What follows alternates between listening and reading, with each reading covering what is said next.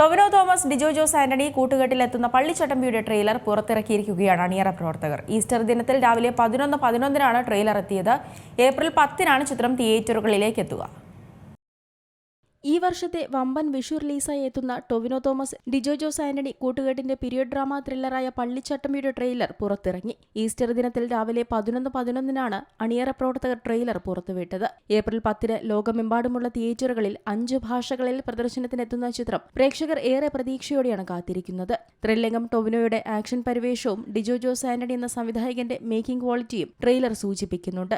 World wide ഫിലിംസിന്റെ ബാനറിൽ നൌഫലും ബ്രിജീഷും, CQ bro എന്റർടൈൻമെന്റ്സിന്റെ ബാനറിൽ ചരൺ, ചാണുക്യ, ചൈതന്യ എന്നിവരും ചേർന്നാണ് ഈ ബിഗ് ബജറ്റ് ചിത്രത്തിന്റെ നിർമ്മാണം നിർവഹിച്ചിരിക്കുന്നത്. TS സുരേഷ് ബാബുവാണ് ഈ ചിത്രത്തിന് തിരക്കഥയൊരുക്കിയത്. ജെയ്ക്സ് ബിജയുടെ സംഗീതത്തിലൊരുങ്ങിയ ചിത്രത്തിലെ ഗാനങ്ങളും സോഷ്യൽ മീഡിയയിൽ വൈറലാണ്. കാട്ടുചെമ്പകം എന്ന ഗാനം യൂട്യൂബിൽ 15 മില്യണും ഇൻസ്റ്റഗ്രാമിൽ 1 ലക്ഷം റീൽസുമായി മുന്നേറുമ്പോൾ അതിനുശേഷം പുറത്തിറങ്ങിയ മാവീര എന്ന ഗാനവും ഏറെ ശ്രദ്ധ നേടിയിട്ടുണ്ട്.